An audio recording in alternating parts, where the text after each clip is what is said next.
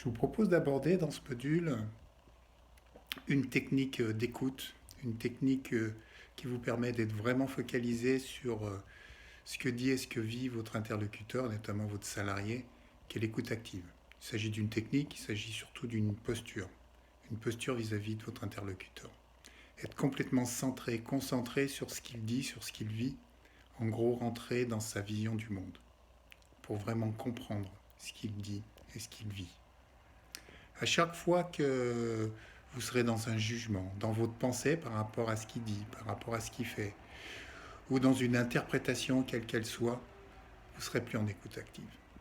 Donc, efforcez-vous de ne ni juger, ni interpréter.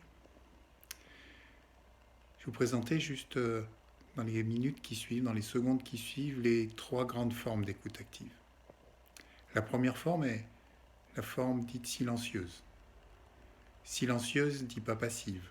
Silencieuse dit que tant que je le suis, tant que je comprends, tant que c'est clair pour moi, je le suis de façon très non verbale, par des hochements de tête, par des attitudes qui font que je l'écoute vraiment. Elle est silencieuse, par contre, je peux l'interrompre à partir du moment où ma pensée s'est focalisée sur autre chose. J'ai peut-être pas entendu quelques secondes de ce qu'il me disait. Donc ça me permet de lui demander de reprendre à partir du moment où je l'avais un petit peu perdu.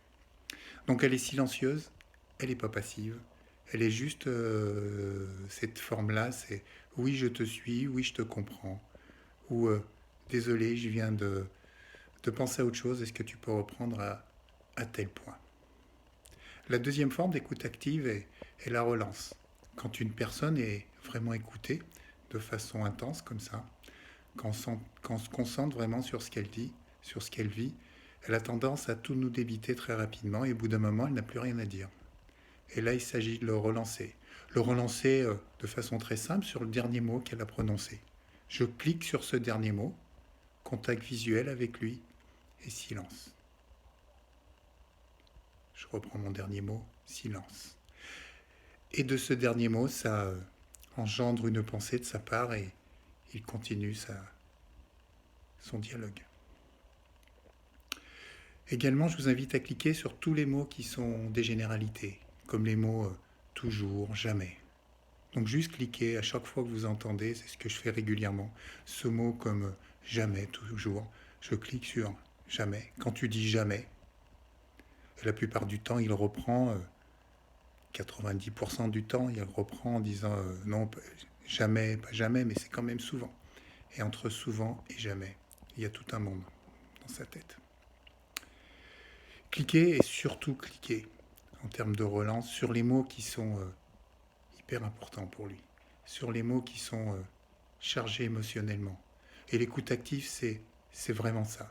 C'est cliquer sur ces mots qui nous semblent importants pour lui. Pour lui demander de les préciser davantage, rentrer encore davantage dans son monde, dans la signification de ce mot, de ces émotions, pour vraiment mieux le comprendre et ne rien interpréter.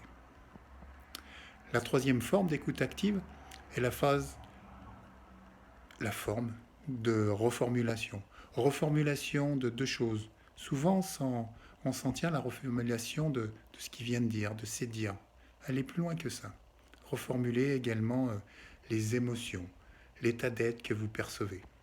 Quand tu dis ça, j'ai l'impression que tu es agacé. Juste pour valider qu'il l'est ou pour, changer de point de vue, de valider ou pas votre interprétation. Donc cliquez sur ces mots qui sont importants, qui sont chargés émotionnellement, pour vraiment le comprendre. Ces trois formes, la plupart du temps, se déroulent comme je vous l'ai dit. On commence par la phase silencieuse, on fait la relance et ensuite la reformulation. Mais de temps en temps, on peut commencer indépendamment par n'importe quelle phase. Par une phase de relance, et c'est à partir de là que je me mets en écoute active, ou par une phase de reformulation, et c'est à partir de cet instant-là que je me mets en écoute active. Donc c'est trois formes bien distinctes, trois formes à utiliser euh, pratiquement tout le temps, peu importe par laquelle vous commencez. Donc je vous invite vraiment à partir de maintenant à, à utiliser cette technique ou à utiliser cette posture. Je parle plus de posture que de technique pour vraiment écouter les gens que vous avez écoutés, que ce soit dans le cadre de l'entretien professionnel ou autre.